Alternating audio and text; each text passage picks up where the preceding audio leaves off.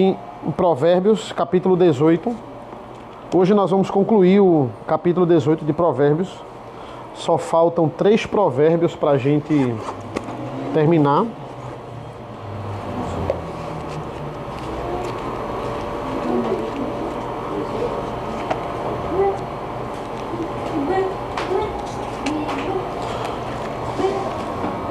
Provérbios 18.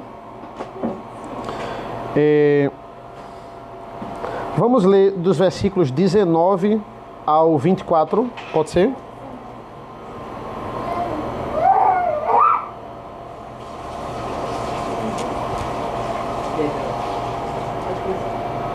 O irmão ofendido resiste mais que uma fortaleza, suas contendas são ferrolhos de um castelo. Do fruto da boca o coração se farta, do que produzem os lábios ele se satisfaz. A morte e a vida estão no poder da língua, e aquele que ama comerá do seu fruto. Quem acha uma esposa achou bem. Quem acha recebeu uma bênção do Senhor. O pobre fala com súplicas, mas o rico responde com dureza. Quem tem muitos amigos pode cair em desgraça, mas há amigos mais chegados que o irmão. Amém. Irmãos, a gente vai falar um pouco sobre relacionamento. Na verdade, faltam 3 provérbios para esse capítulo acabar, né? 2 falam sobre a relação de amizades, que é o 19 e o 24, e outro fala sobre relacionamento familiar, que é a questão da esposa aqui no versículo 22. Quem acha uma esposa, acha o bem, recebeu uma bênção do Senhor. Como é difícil você, hoje em dia, manter a comunhão da igreja, digamos que uma comunhão unitária da igreja, numa igreja grande, né? Hoje as igrejas grandes, elas têm uma grande dificuldade com isso. E muitas pessoas estão na igreja, em igreja grande, porque sabem que justamente não vão ter esse acompanhamento de perto de um pastor ou de um líder da igreja, porque a igreja ela é muito grande, ela tem muita coisa para administrar. Eu faço parte de um conselho onde nós temos uma igreja ali na Presbiteriana da Aliança relativamente grande. Comparado à nossa congregação, ela é muito grande. E eu vejo dos desafios do pastor Paulo em dar conta de muitas famílias, né? Ele não para quando ele está aqui, quando ele não está de férias, ele não para em aconselhamento, em coisas, porque, é claro, quanto maior a família, maior a bênção, mas também maior são os problemas que ele tem para resolver. Então, ele automaticamente conta ali com uma série de presbíteros, né? Que, vez ou outra, tem que fazer visita sem ele mesmo, porque senão não dá conta da demanda que existe, né? Então, é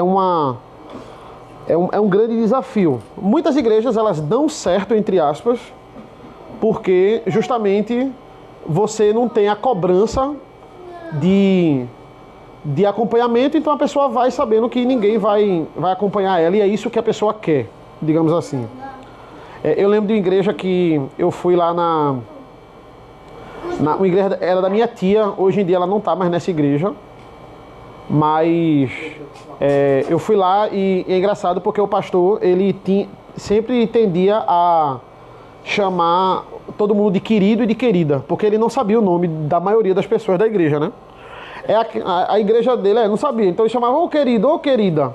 E eu nunca tinha ido lá, e quando eu cheguei lá, ele, ô querido, que bom vê-lo novamente, né? Então, eu nunca tinha ido lá, ele nunca tinha me visto. É aquele tipo de igreja aquelas igrejas que é tanta gente que você tem que ter rodízio de culto, tem que ter 2 cultos de manhã, 2 cultos de noite. E a minha própria tia me dizia, né? Ela, ó, eu tô aqui há quase um ano e ele não sabe meu nome, né? Então, esse é um fenômeno, e isso pode acontecer pelo fato de ter muita gente e o pastor, ele não consegue dar conta. Muitas vezes, para esse tipo de igrejas, ele forçar um certo tipo de comunhão, eles enchem a igreja de programação. Eles lotam a igreja de programação, porque é o seguinte, você tem as suas programações pessoais, suas programações familiares, e a igreja tem as programações dela, que são muitas programações também. Então a igreja, ela fica tentando competir as suas programações com as dela. Diz, olha, você tem muito casamento, você tem muita formatura, você tem muita coisa da sua família, e a nossa igreja também tem muito evento. Tem evento toda semana, tem coisa toda semana. Então, ela meio que fica competindo, porque ela acha que a comunhão genuína só vai acontecer se ela tiver muita programação. Ela fica viciada em programação, na verdade, porque ela acha que isso aí é que vai alimentar uma comunhão genuína da igreja. Né? Então, ela fica nesse ciclo vicioso de programação. Ah, não, eu sei que a igreja... Tem pessoas, por exemplo, algumas pessoas que eu conheço, que elas têm uma agenda de celebridade. Membros que têm uma agenda de celebridade. Todo final de semana tem algum evento, tem alguma coisa. Então a igreja ela fica tentando compensar isso, confrontando o seu evento com o dela. Ah, não, a nossa igreja tem muita programação. Certo? E aí, Salomão ele vai falar sobre essa questão de relacionamento. Veja aí o provérbio do versículo 24. São 3 provérbios, né, que a gente vai ver hoje. Quem tem muitos amigos pode cair em desgraça, mas há amigo mais chegado que um irmão. O que é que vocês acham que ele está querendo dizer com quem tem muitos amigos pode cair em desgraça? O que é que Salomão quer nos dizer com isso, né? Quem tem muitos amigos pode cair em desgraça.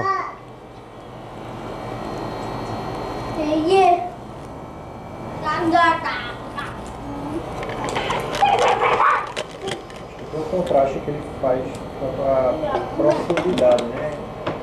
Uma coisa é você ter vários amigos, mas só conhecer a parte superficial da vida deles, mas tendo um amigo que você conhece profundamente e partilha com ele da sua vida, né? E de tudo aquilo que acontece, tal como alguém que vive na sua casa, né? Um irmão, um familiar. Acho que aqui é um paradoxo, mas que traduz aqui a parte mais do algo profundo. Certo. É porque, assim, quando ele fala amigos, né? Uma coisa é você ter colega, outra coisa é você ter amigo. Amigo é aquela pessoa que você partilha ali os seus segredos, né? As suas angústias. É uma coisa que nós devemos buscar na igreja do Senhor. Aí veja, um dos motivos, né? Esse não é o principal. Eu acho que eu vou deixar o principal para depois. Um dos principais motivos disso que ele fala é a ideia de você... se você tem muitos amigos, muitas pessoas partilham de muitos problemas com você, certo? Então ele disse, isso pode... Veja que não é uma regra, né? Não, você vai cair em desgraça se você tiver muitos amigos. Não, você tem uma grande probabilidade de absorver muito problema dos outros, porque você tem muitos amigos. Então assim, tudo bem, Eduardo, então qual seria a solução? Ter poucos amigos, né? Então não tenha muitos amigos, porque você vai ouvir muito problema e não é para ter muitos amigos. Não. Se Deus lhe deu muitos amigos, então Deus também vai lhe dar a capacidade de tentar ajudar esses amigos, né? Porque quando você começa a conviver com a pessoa, você vai vendo os problemas da pessoa, você vai vendo os problemas que ela tem e os problemas que ela passa. E aí, se você é um amigo de verdade, você, de alguma forma, vai ter que ajudar. Existe outro motivo nessa questão da desgraça aí, dele ter muitos amigos, mas eu vou deixar um pouquinho para depois. E esse também pode ser o motivo principal aí dele falar isso no provérbio, certo? Talvez os crentes, eles não sejam um bom exemplo de amigos, assim. Por exemplo, eu ouço muito falar sobre os maçons. Eu não sei se vocês ouvem falar nisso também. Não, os maçons, eles se ajudam muito. E se você se encontrar com ele e dar um aperto de mão diferente, ele vai identificar que você é maçom. E aí eles se ajudam de um jeito. Ou seja, a amizade dos maçons ela é mais bem vista do que a amizade dos próprios cristãos. Né? Veja que triste isso. Porque eu tenho certeza que por maior seja o segredo lá nos maçons, eles não pregam o evangelho verdadeiro. Então, só a gente sabe de fato como ser amigo, como ser companheiro. Então por que a gente não é conhecido por isso, certo?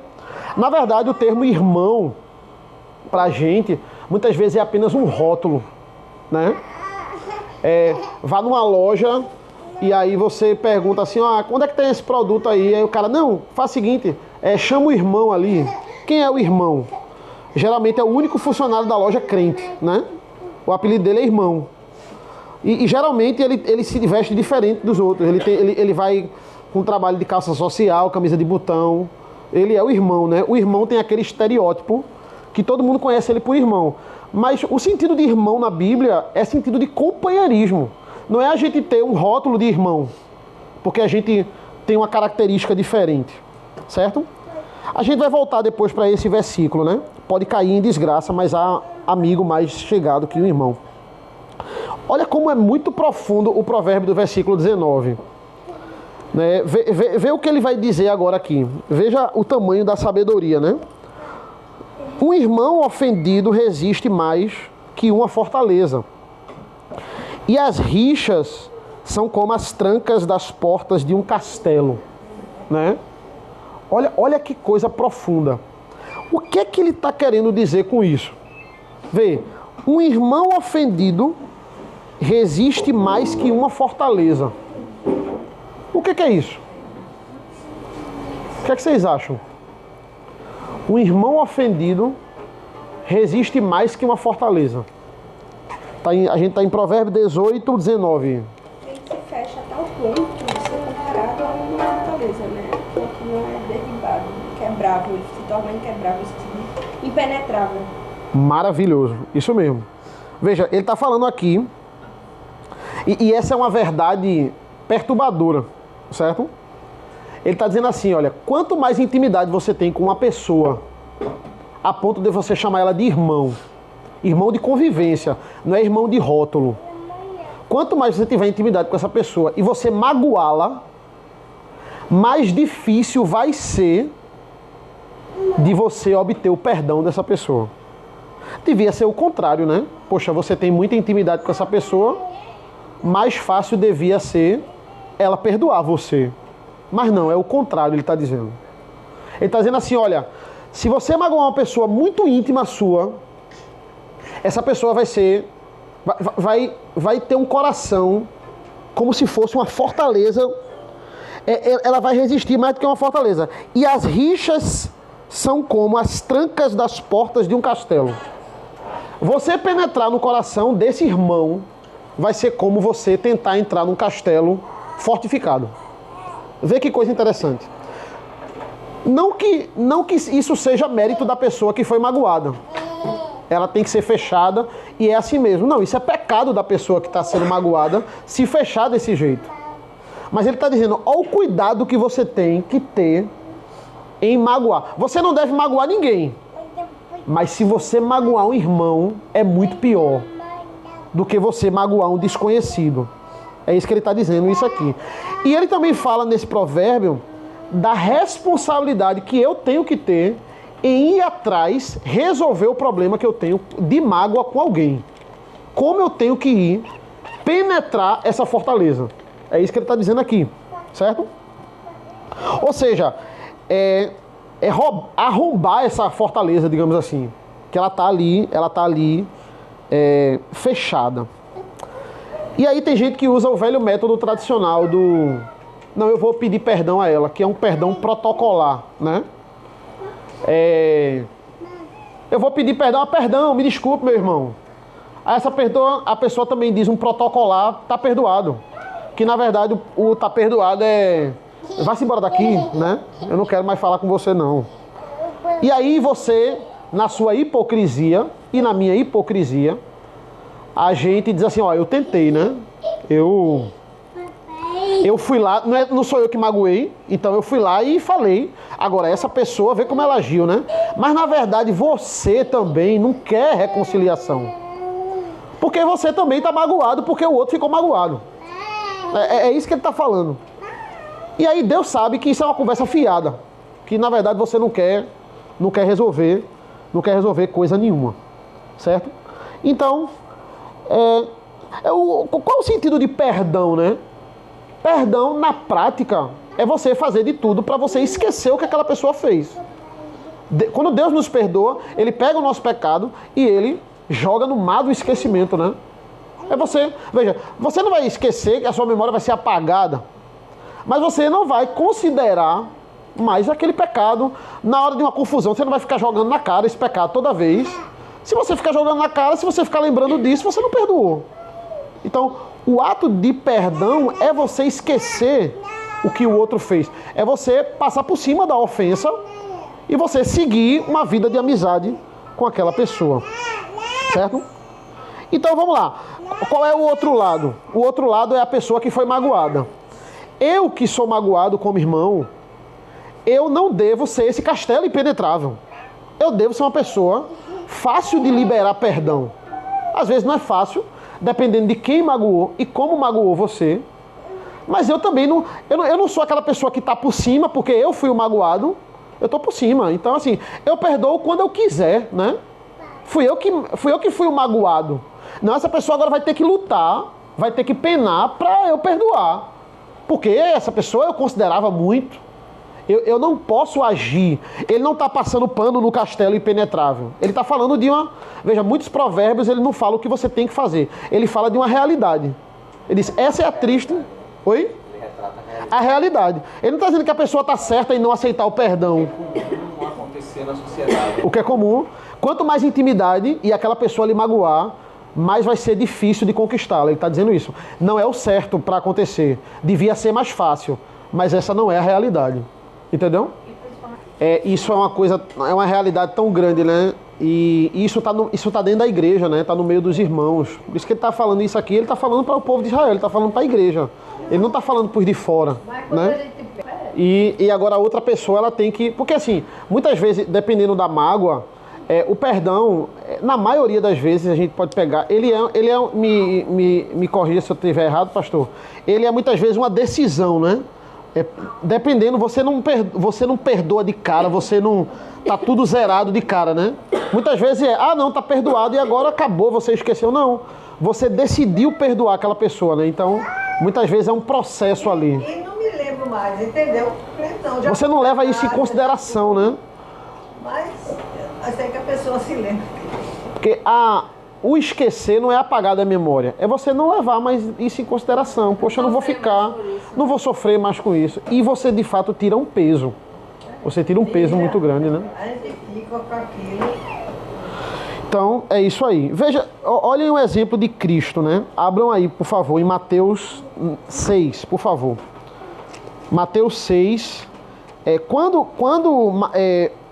Jesus ele vai falar ali na oração do Pai Nosso, ele está falando muito sobre perdão, né? Veja aí, Mateus 6, a partir do versículo 9.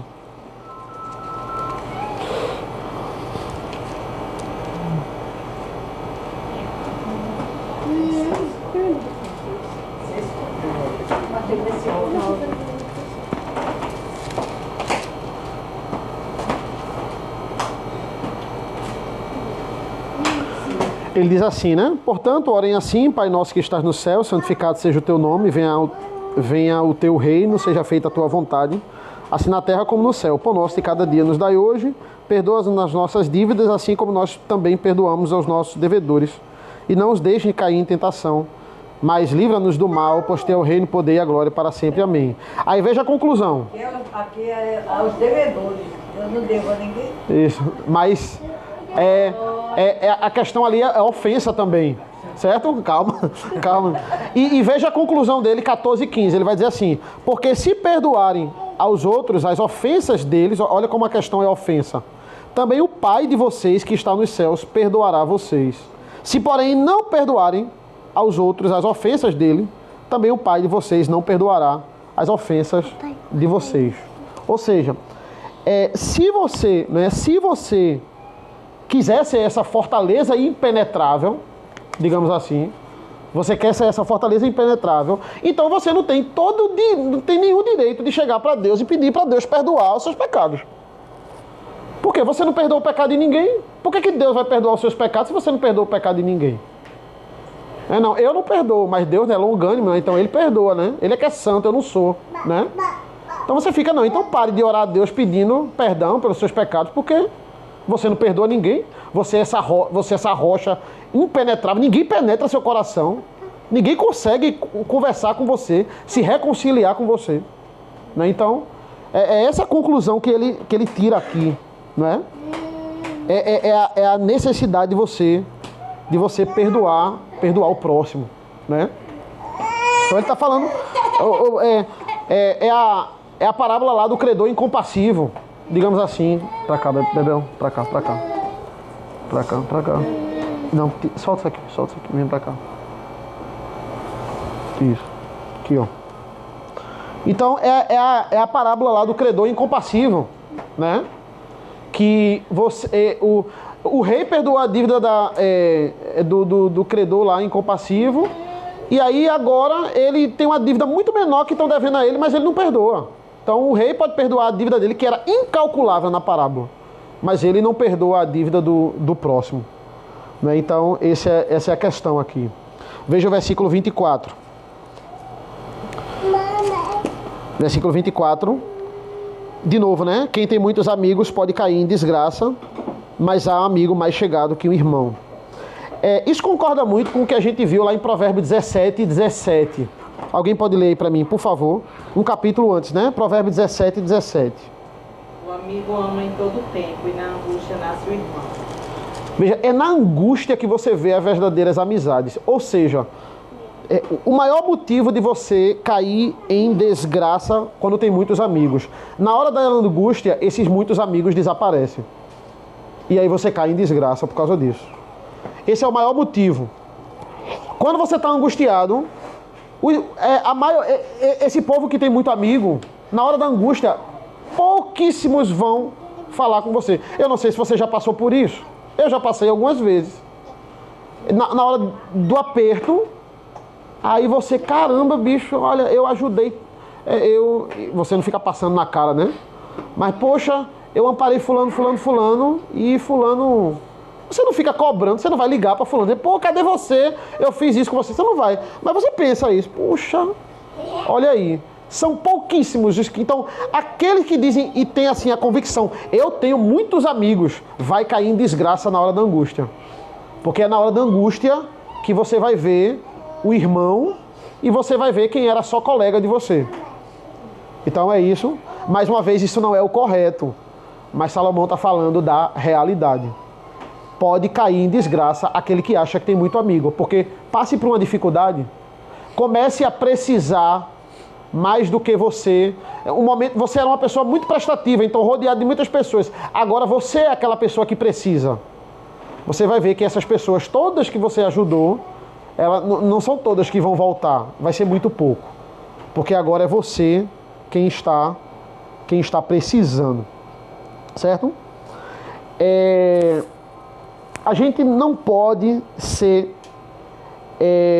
confundida como uma igreja que é apático ou uma igreja que não tem comunhão. Infelizmente a igreja presbiteriana tem essa fama de ser frio, né?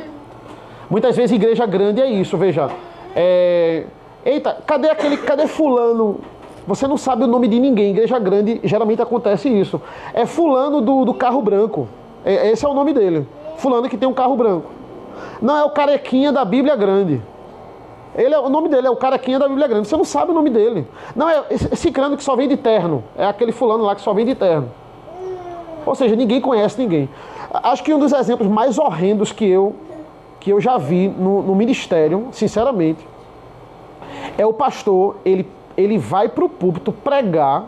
Depois de pregar, ele entra numa portinha por trás do púlpito e ele vai embora. Porque se ele for para o momento de comunhão da igreja, o negócio vai virar uma zona de autógrafo, né? Uma sala de autógrafo e tiração e momento de selfie, de foto. Porque aquele pastor é uma celebridade tão grande que ele não pode ter um momento de comunhão com a igreja. Porque não dá. O que vai ter de livro para ele autografar e de foto para ele tirar, ele não tem contato ali com os membros. Então ele entra na portinha do púlpito, prega, ele sai, entra no carro e de vidro fechado vai embora, cara. Veja, o pastor da igreja, né, ele não é acessível à igreja. Porque ele não pode. Porque é tanta gente, é tanto fã. Ou seja, esse é o lado negativo, né? Qual é o acesso que você tem a esse pastor? É os vídeos do YouTube dele. É o curso que você compra dele. E é a pregação lá. Ele lá longe pregando para você. E você sentado escutando. Depois ele vai embora e você não vê a sombra dele. Que ministério é esse? Né? A que ponto você deixa isso aí chegar? E muitas vezes não é culpa nem desse pastor. Porque é muito livro. Tem gente que vai lá só para no domingo cultuar, mas é para pegar o autógrafo dele do livro. Entendeu? Não espera nenhum outro momento, nenhuma outra programação. É para tirar foto dele mesmo, porque sabe que ele está lá e para pegar o autógrafo. Ou seja, ele virou uma celebridade. Né? E não é isso, não é esse tipo de comunhão que a gente deve buscar, na igreja do Senhor. Provérbio 18. Marcos está aí, né? 18, 22. Quem acha uma esposa, acha bem receber uma bênção do Senhor. Então, ele fala da benevolência do Senhor quando a gente acha uma mulher que é digna de ser chamada de esposa, né? Por quê? Porque não são todas as mulheres que são dignas de ser chamadas de esposa. Ele diz, quem faz isso, né? Quem achou essa mulher, achou uma preciosidade. Constantemente, Salomão, em Provérbios, ele tá relacionando o fato da mulher idônea, né? A mulher que vai ali auxiliar o marido, de fato, ser uma esposa, a um tesouro, né? Tem várias passagens que ele faz essa comparação, até finalmente a gente chegar ali em Provérbios 31, quando o rei Lemuel, ele vai falar da mulher virtuosa, né? Seria o ápice disso aí. Mulher virtuosa, quem a achará? Né? Ele vai dizer que o seu amor excede também, Lemuel fala isso, né? No 31, o amor de finas joias, né? O seu amor excede as finas joias, as finas iguarias. E quem é glorificado quando você acha uma esposa idônea, né? Quando ele fala que esposa, ele já está falando aqui uma mulher direita, é uma mulher digna de ser chamada de esposa. Aí ele vai dizer de quem é o mérito. Recebeu uma bênção do Senhor. Então, é o Senhor que dá essa bênção ao homem. É uma benevolência do Senhor. Desde o princípio, isso é tratado. Uma mulher num casamento, uma mulher numa família, ela é tratada como uma grande bênção, desde o início. Né? Deus ele faz isso de propósito com Adão. Ele deixa Adão sentir falta de uma mulher para depois dar uma mulher a Adão. Então ele deixa Adão dar nome aos animais, perceber que os animais, cada um tem o seu par, e ele não tem ninguém semelhante a ele. Então depois de tudo isso, ele vai fazer o homem dormir, e aí ele de forma didática, da costela do homem sai a mulher, e aí ele tem aquela reação, que é a reação de alguém que recebeu a benevolência do Senhor. Por isso o grande contraste depois do pecado. Porque o homem que fez até poesia quando viu a mulher, na hora do pecado, quando foi omisso diante do pecado, né? Porque Adão assistiu a mulher pecando, e depois Adão pega e peca também. Né? Então é a completa omissão, não cumprindo ali o que Deus tinha dito a ele, para ele cuidar da criação e cuidar também da mulher. Então ele é omisso, e quando ele vai falar com Deus, ele é mais omisso ainda. Ele diz, olha, ele já coloca a culpa na mulher. Né? Então ele diz, olha, a mulher que o Senhor me deu, na mulher em Deus, né? Ela foi lá então o ser humano ele tem esse pecado que é sempre enxergar o mal no outro e sempre colocar a culpa no outro. Mas em específico na família, o homem ele tem essa natureza adâmica, que é sempre colocar a culpa na mulher. Né? Não acho que você é um ponto fora da curva quando você fica colocando a culpa das coisas erradas da sua família na sua mulher, né? E isso faz parte da nossa natureza. Isso aí foi a primeira coisa que Adão fez. Nós temos que lutar contra isso. Quando, na verdade, a maioria dos erros que acontecem no lar, ela é do homem, porque o homem é o sacerdote do lar. Então, muitas vezes, a gente, para se esquivar disso aí, a gente vai lá e a gente facilmente coloca a culpa na mulher. Certo? Então, ele promete cuidar da mulher, e quando a mulher, quando ele vai ser confrontado, ele já dá essa desculpa, né? Outra tendência pecaminosa do homem é ele sempre ser muito conversador, né? Ele é uma pessoa que ele constantemente está com duas conversas. O homem ele é muito mais político, digamos assim, que a mulher. E aí quando eu falo político, eu falo de politicagem. Ele muda de conversa muito rápido. Foi assim que ele se encontrou com Deus e ele falou com Deus, colocando a culpa na mulher. O homem, ele tem que ser uma pessoa de palavra, não é? É muito interessante isso. Sempre uma pessoa de palavra, ele tem que lutar por isso, para que ele honre a benevolência que Deus deu a ele, que foi a esposa. A palavra do crente é se ensina ou não. A gente não tem que estar prometendo as coisas para ninguém, né? Não precisa prometer. Olha, simples o fato de dizer que você vai fazer, isso já deve valer. E principalmente o homem dentro da casa. Principalmente. O homem, ele tem que ser um homem de palavra. Eu vou dar um exemplo simples. Para bênção ou também para as coisas ruins, né? Você tem um filho e você diz a ele assim que, olha, se você fizer de novo, eu vou dar em você. E aí você não dá quando ele faz de novo, porque o filho tem muito de testar você. Então, eu quero ver se eu fazendo de novo ele vai dar mesmo, ele vai sustentar a sua palavra. Então, a recomendação é, quando você disser que vai dar, dê. Se ele fizer, dê. Seja um homem de palavra para bênção e seja um homem de palavra para punição também. Para ele entender, não, se ele disse que vai dar em mim, ou se ele disse que vai me botar de castigo, da próxima vez ele vai cumprir. Isso é muito importante.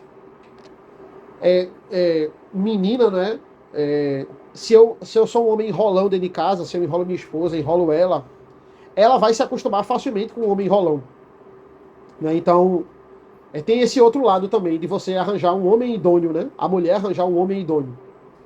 Então ela facilmente, o marido dela vai enrolar ela, o namorado dela vai enrolar ela, mas ela está acostumada a ser enrolada. Então ela vai se apaixonar, ela vai casar com um homem enrolão, ela não vai se atrair de forma nenhuma por um homem de palavra, ou para ela tanto faz. Eu vou com Isabel para natação toda segunda-feira. Eu levo ela para natação, né, Isabel? E aí, a última segunda-feira que eu levei ela, que foi feriado segunda, a última que eu levei ela, eu tinha vindo do colégio e eu tava morrendo de fome, não tinha almoçado. E eu faça tudo comigo, mas não tire meu almoço, né? Eu fico até sem café da manhã, mas sem almoço. Aí eu disse assim, Isabel, a gente vai, depois da natação, a gente toma sorvete, né, Isabel? Toda vez toma sorvete, é um ritual, né? Aí eu disse, Isabel, quando eu voltar da natação, a gente não vai tomar o sorvete não, eu vou pra casa, vou almoçar, que eu tô com muita fome. E depois a gente vai tomar o sorvete, depois que eu almoçar. Aí ela já olhou assim pra mim, né? Porque pra ela é o ritual, né? Não pode quebrar esse ritual, senão é pecado, né? Então, ela já ficou olhando assim, tem certeza que o senhor vai? Eu disse, não, Isabel, eu não tô dizendo que eu vou. Eu vou, eu tô dando a minha palavra que eu vou, né? Ficou olhando minha cara, né? Mas não tô enrolando, né? Aí eu fui, aí comi, aí quando eu comi, bateu aquele cansaço, né? Eu disse, caramba, bicho, eu saí agora pra uma sorveteria, vontade de ficar em casa, mas eu fui porque eu tinha dito a ela que eu ia, né? E ela ficou olhando pra mim, assim, esperando eu terminar de comer, né? Pra me cobrar que eu vá. É um detalhe, é uma coisa besta, né? Mas assim, prova que prova que, assim, é importante você, tanto para a esposa quanto para a filha, você ser um homem de palavra, né? Olha, eu disse que ia para a sorveteria com você, eu vou para a sorveteria com você. Né? Para entender, não, se o meu pai diz isso, ele vai fazer. Se o meu esposo diz isso, ele vai fazer. Uma das grandes coisas que arruinam uma casa é um homem que não tem palavra, né? Um homem que tem duas conversas. Uma esposa de verdade, como ele está falando aqui, não é sorte. Eu tive sorte, eu arranjei uma esposa aqui que me abençoa, que abençoa a minha casa, não. Uma esposa de verdade é a misericórdia de Deus em nossas vidas. A gente tem bons exemplos na palavra de Deus de mulheres idôneas, né? Pegue aí Esté mesmo, que a gente já viu o livro de Esté. É uma mulher que é completamente usada por Deus. Ruth, Ana, Maria, Abigail, Maria de Betânia, né? Maria de Betânia foi aquela mulher que foi dar atenção a Jesus, e Marta, que é a irmã dela, foi reclamar, né? Quer falar, Igor? Não? Ah, tá, Igor fez assim. A irmã dela foi reclamar, porque ela não estava ajudando a irmã, e ele diz, olha, ela escolheu a melhor parte, né? Eu não vou impedi-la, porque ela escolheu me servir, ela escolheu me escutar, me servir quando eu estava ali lavando os pés de Jesus. E também temos exemplos de mulheres terríveis, né? Pense aí na mulher de Ló, uma mulher completamente apegada a Sodoma, precisava ficar olhando para trás várias vezes para olhar Sodoma, e aí teve a punição. Pense, a gente viu recentemente lá no livro de Juízes, pense em Dalila, né? Uma mulher completamente interesseira, que traiu a pessoa que confiou a vida dele a ela, no colo dele ali. Sansão também procurou, né? Uma mulher interesseira, difamadora, e não estava nem aí para nada, só para o umbigo dela. Então temos grandes exemplos de mulheres terríveis. Eu botei aqui também Herodias e Salomé, né? Manipulando ali o rei para tirar a vida de João Batista, depois colocar a cabeça dele num prato. E a filha, ela manipulava o rei e ensinou a filha, né? Salomé faz a mesma coisa para manipular o rei, prepara uma armadilha para matar ali, para matar João Batista. Então, é isso aí. Sempre na palavra de Deus é retratado, né, o homem, né, Cristo, na verdade, ele sendo o noivo e a sua igreja sendo a noiva de Cristo, né? Cristo sendo o noivo perfeito que vai resgatar a sua noiva.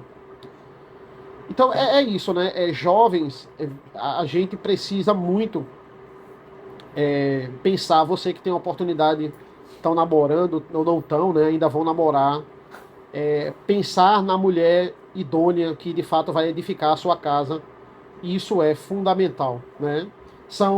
Numa igreja saudável, são os jovens orando para que eles arranjem mulheres, né? E as mulheres, homens idôneos. E os pais, né? Orando pelos filhos e pelas filhas. E a gente orando também pelos filhos dos outros. A nossa igreja é uma igreja constituída de famílias da aliança. E a gente não quer que isso seja quebrado de forma nenhuma. Então, é orar pelo outro e eles orar também. Eu já hoje oro pelos maridos das minhas filhas, né? Se você tem muita filha, você vai ter muito marmanjo futuramente, ele chamando de sogro na sua casa, né? Então, eu às vezes brinco, né? Eu digo, eu vou orar para Deus ter misericórdia, né, do marido das minhas filhas, né? Mas eu oro mesmo para que elas escolham homens que tenham padrões bíblicos, né? Com padrão bíblico, porque isso aí quando Rosália ia falar sobre isso, né? Rosália lá da Academia Cristã, né? Da igreja, ela dizia, são as 3 maiores decisões da sua vida, né? Cristo, que aí não é uma decisão, né? A gente sabe que é Cristo que escolhe, mas é quando nós entramos na igreja e nos firmamos na igreja, é o casamento, né? E é o trabalho também, né? Em terceiro lugar é a sua profissão. Mas como ela dizia assim, como uma coisa pode afetar o outro, né? Se a gente não escolher bem essas 3 coisas. Isso aí é muito importante. Então eu concluo aí o capítulo 18 e vou dar logo um início aqui no capítulo 19. No capítulo 19 ele vai para um tema completamente diferente aqui, né? Enquanto o tema principal, digamos assim, do capítulo 18 era o tolo e o sábio, né? A divergência ali entre o tolo e o sábio. O grande contraste aqui com o capítulo 19 é sobre riqueza e pobreza, né? Tem muitos versículos que falam sobre isso. A riqueza e a pobreza. Ele já começa, por exemplo, o versículo 1, falando sobre isso. Ele vai dizer assim: melhor é o pobre que anda na sua integridade do que o perverso de lábios, que é um tolo. Então ele está dizendo aqui, na verdade, o que é melhor. Ele nos dá 2 opções, né? Ele diz assim, o que é melhor? É melhor um pobre íntegro, é melhor um pobre honesto, do que um perverso, né, de lábio, que é um tolo. Então, aquela pessoa que é ardilosa. Aquela pessoa que é rica, que tem muito dinheiro, que pode lhe dar muitas coisas, mas ela é uma mentirosa, ela só promete, mas ela não lhe beneficia, digamos assim, não lhe ampara. Você que está precisando, ela não lhe ampara, ou ela não ampara ninguém. Então, ele vai nos dando essa opção, né? É claro que se fosse pra gente escolher, né? Você gostaria de ser um pobre honesto ou um rico mentiroso? A gente poderia escolher a terceira opção, que é um rico honesto, né? Então, a melhor opção é essa, é ser um rico honesto. Tem muitos crentes que são ricos e são honestos. Eu queria ficar com essa. Mas Salomão sabe, e ele está falando isso para Israel, ele está falando para a igreja. Ele sabe dessa triste realidade. Qual é a realidade? A realidade é que a maioria das pessoas não são ricas. É uma minoria rica. E entenda, Paulo não está condenando a riqueza. Porque muitas pessoas usam esses provérbios para dizer assim, ó, é muito melhor ser pobre do que ser rico. Né? É muito melhor porque o rico ele tende a ser desonesto. E o pobre ele é honesto. Ele não, tem muito pobre desonesto e tem muito rico honesto. Então, Salomão não é contra a riqueza, não é contra você lutar, ter bens, juntar bem para os seus filhos, dar uma boa herança para eles, dar um bom futuro para eles. Eles têm uma certa facilidade que você não teve. Né?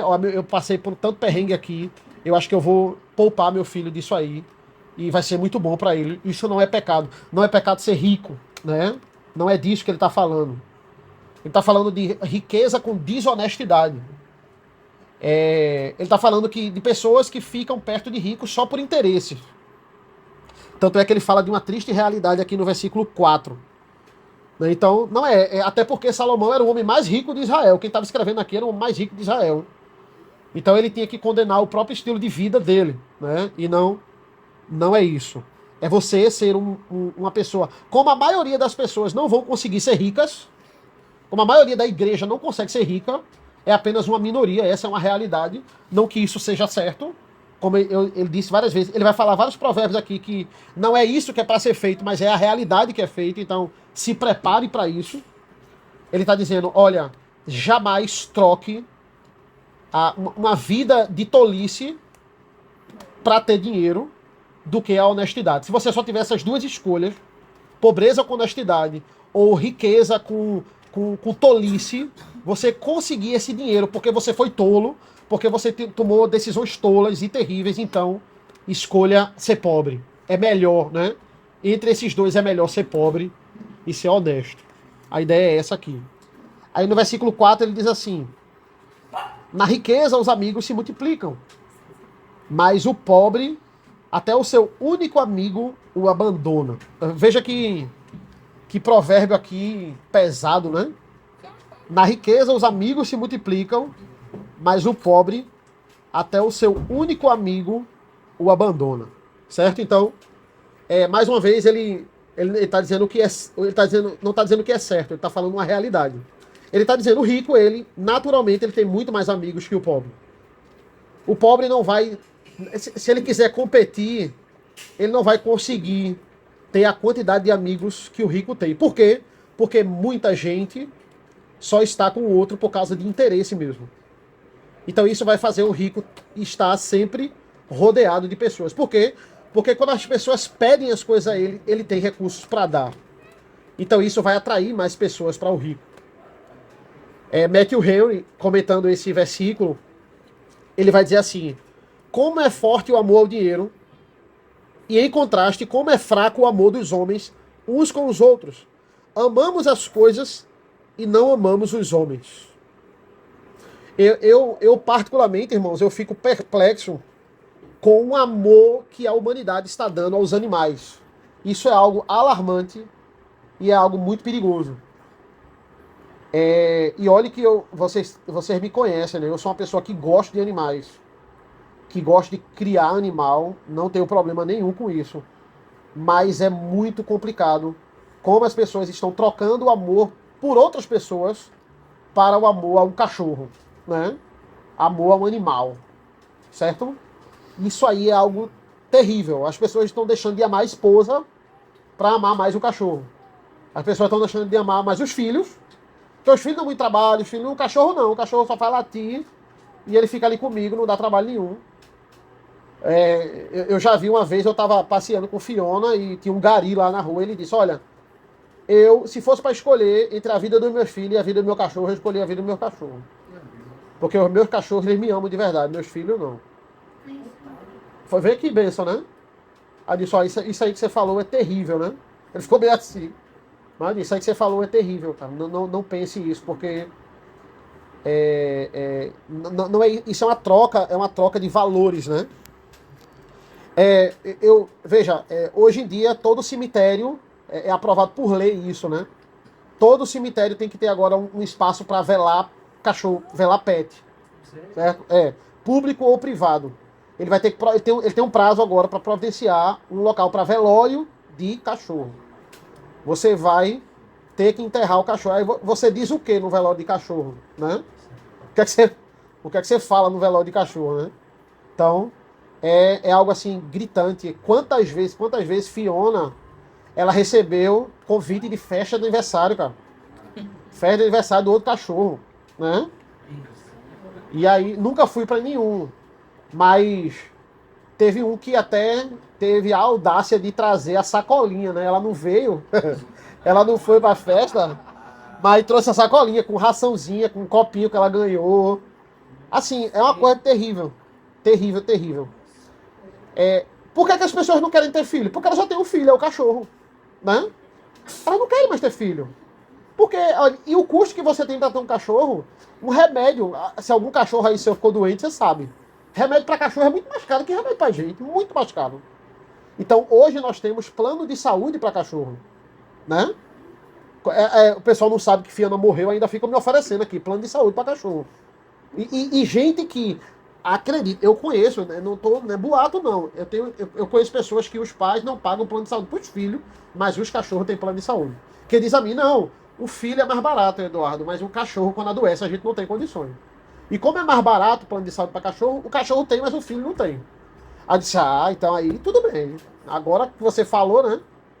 Então é uma coisa, teve aquela repercussão lá do cachorro lá, Orelha, né? Veja, é terrível o que aconteceu. Vários adolescentes se reuniram para matar um cachorro. Isso aí é horrível. Também não concordo e não vou normalizar um animal. Não, acho terrível, terrível mesmo. Acho de uma maldade muito grande. Mas a repercussão que isso tomou, cara, era em todos os locais, era tudo. Porque o cachorro. Olha, a câmera que a rua registrou da última vez que Orelha andou. Não sei o que lá. Que é isso, cara? É uma inversão de valores que a sociedade ela está trazendo. Elas estão começando a amar as coisas erradas. Elas estão começando a dar a vida pelas coisas erradas. E nós, como igreja, não é pecado você criar um cachorro, não é pecado você... Mas você tem que amar as coisas certas, tem que amar seus filhos, tem que amar sua esposa, né? Se dedicar a sua família. E aí, ele vai chegar e vai dizer assim, versículos 6 e 7. 6 e 7, ele diz assim: ao generoso muitos o adulam, e todos são amigos de quem dá presentes. Se os irmãos do pobre o detestam, quanto mais se afastarão dele os seus amigos. Corre atrás deles com súplicas, mas não os alcança, né? Na verdade, os versículos 6 e 7, eles são um comentário do versículo 4. Ele está esmiuçando, são provérbios que esmiuçam o provérbio do versículo 4. Porque ele está dizendo assim, olha, aquela pessoa que dá muito presente, aquela pessoa que tem muito a oferecer, ela naturalmente vai atrair mais pessoas para o ciclo de amizade delas, né? Isso aí é um fato. Agora, só não fique doente e passe agora a querer precisar dessas pessoas. Porque aí você vai ver que você não tem tantos amigos, como a gente falou na semana passada. Aí ele diz uma coisa, veja o 7, né? Se os irmãos do pobre não gostam dele, imagina amigo. Quando ele está lá, ele está falando de uma realidade. Aquela pessoa que sempre está precisando de alguma coisa, sempre olha para você, sabe que você é mais abastado, ela fica ali pedindo as coisas. Essa pessoa, naturalmente, ela vai afastar as pessoas de perto dela, porque ela precisa muito. E ela realmente precisa muito, né? Tem um comentarista, um homem chamado Bruce Waltke, ele é um professor lá de hebraico norte-americano. Ele vai dizer o seguinte, ele pega esse termo aqui do versículo 7, corre atrás deles. Ele está dizendo assim, o pobre corre atrás deles. E vamos falar, o cristão pobre. O cristão pobre corre atrás de amigos com súplicas, mas não o alcança, né? Essa é a realidade que ele escuta. Aí ele vai comparar esse versículo 7 com o versículo 22 que a gente viu no capítulo 18. Porque o versículo 22 diz assim, quem acha a esposa, acha o bem. Aí ele deduz, ele diz, olha, quem acha é porque está procurando. Então ele diz assim, olha, você, cristão que é pobre, você vai procurar uma esposa e Deus vai ser benevolente e ele pode lhe dar uma esposa. Mas você vai procurar um amigo e você não vai achar. porque você é pobre. Ele diz, é mais fácil, ele diz, né?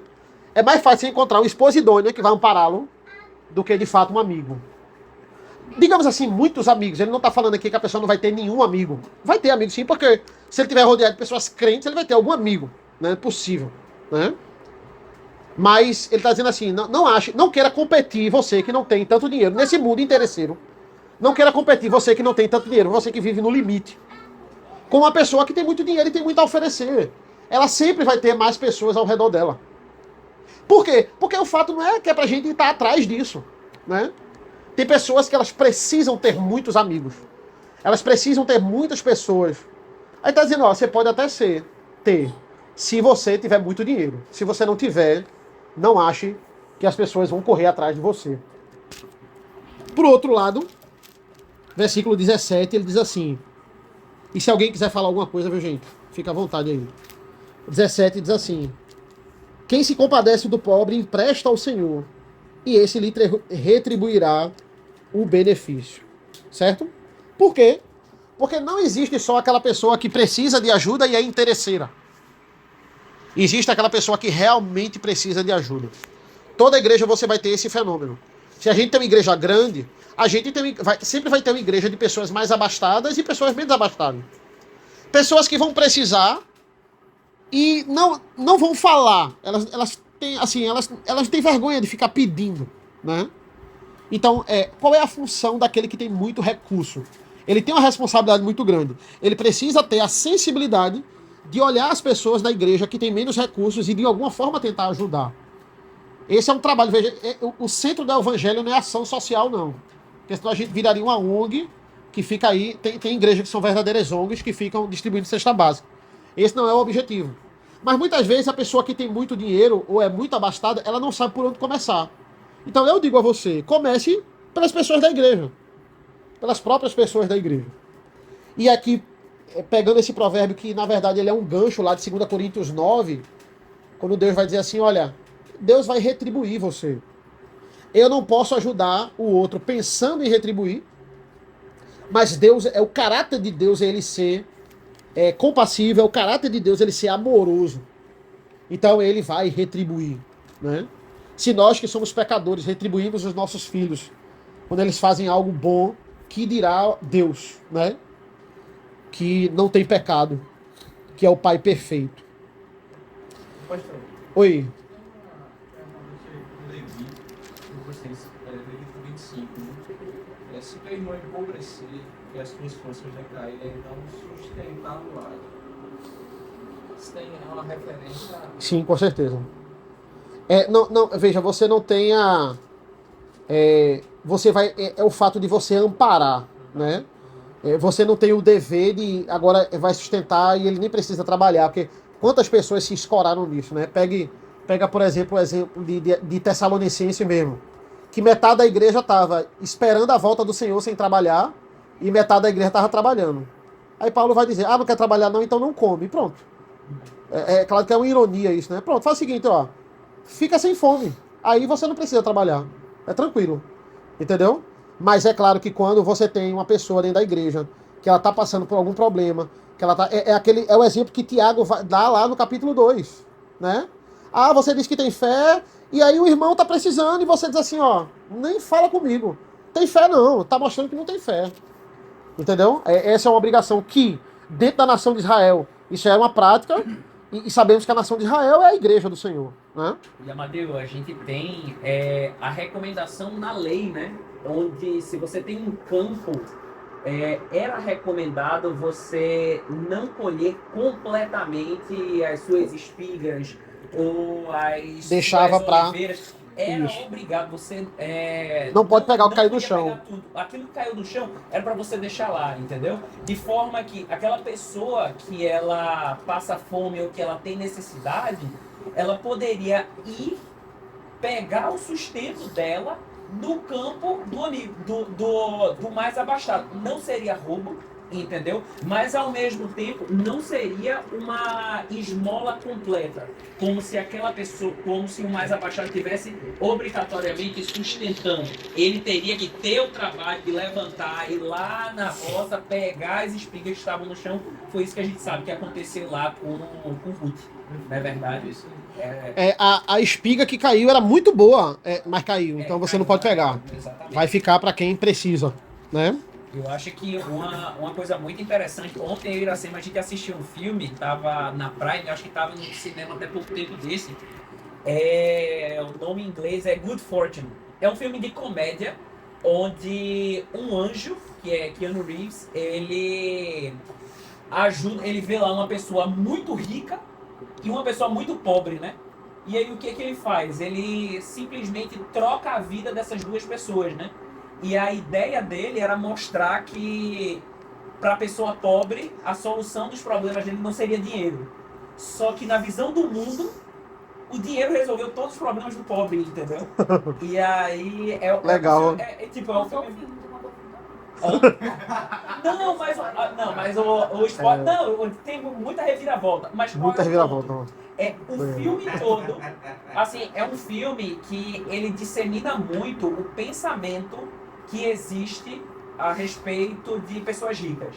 A todo momento era falar, não, esse cara é rico porque com certeza ele roubou pessoas. Ele é rico porque ele explora pessoas, sabe? E essa é a mentalidade que muitas vezes a gente condena a pessoa de esquerda, entendeu? Que quer redistribuição de renda, mas muitas vezes a gente tem esse pensamento, poxa, o meu patrão deveria me dar mais, poxa, aquela pessoa ali é rica porque, caramba, ela tira todo o meu salário, eu poderia ganhar mais.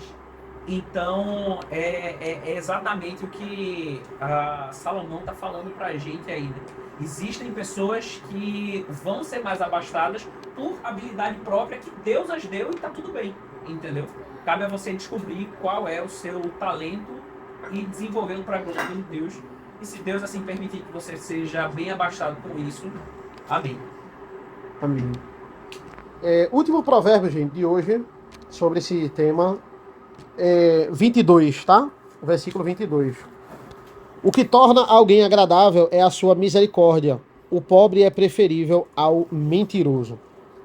Matthew Henry, comentando esse versículo, ele vai dizer assim: é muito melhor ter um coração bom e infelizmente você não ter recursos para ajudar o outro, do que você ter muitos recursos e não ter um coração bom. Né? Porque ele está dizendo assim, o pobre é preferível ao mentiroso. Ele diz, é melhor o pobre com a intenção e a predisposição para ajudar, do que aquela pessoa que é rica, tem muito, lhe promete o mundo e a mentirosa não lhe dá nada. Então o pobre é preferível ao mentiroso. Quando a gente pega numa primeira lida, parece que ele está só dizendo, é muito bom ser pobre, né? Seja pobre que é maravilhoso. Né? Ou como muitos pensam, tá? Que cristianismo se você for pobre, rico não vai para o céu. É mais fácil um camelo passar na funda de uma agulha do que o rico entrar no reino dos céus.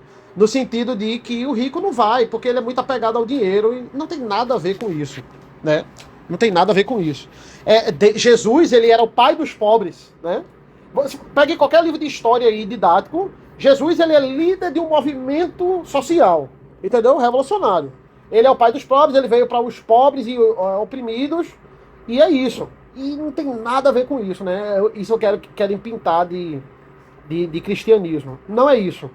Mas ele vai dizer, olha, prefira uma pessoa que não tem muito recurso, porque assim, eu não devo dizer, a pessoa me pede ajuda, eu digo assim, vou orar por você. Mas esse orar é porque eu não quero ajudar ela. Eu tenho recurso, mas não quero.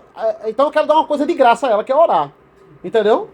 Mas não, se você não tem nada e diz assim, eu vou orar por você, e essa oração ela é sincera, você não tem nada, mas você, porque veja, Deus nunca vai cobrar você além daquilo que ele lhe proporcionou, né? Deus nunca ele vai cobrar a ajuda que você deveria dar ao outro na proporção que ele lhe deu.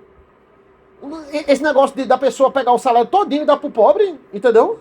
Pegue o dinheiro da sua feira e dê ao pobre, que aí você vai ter... Isso não tem canto nenhum na Bíblia. Essa teologia da prosperidade, você dá tudo à igreja, isso aí é imprudência, né?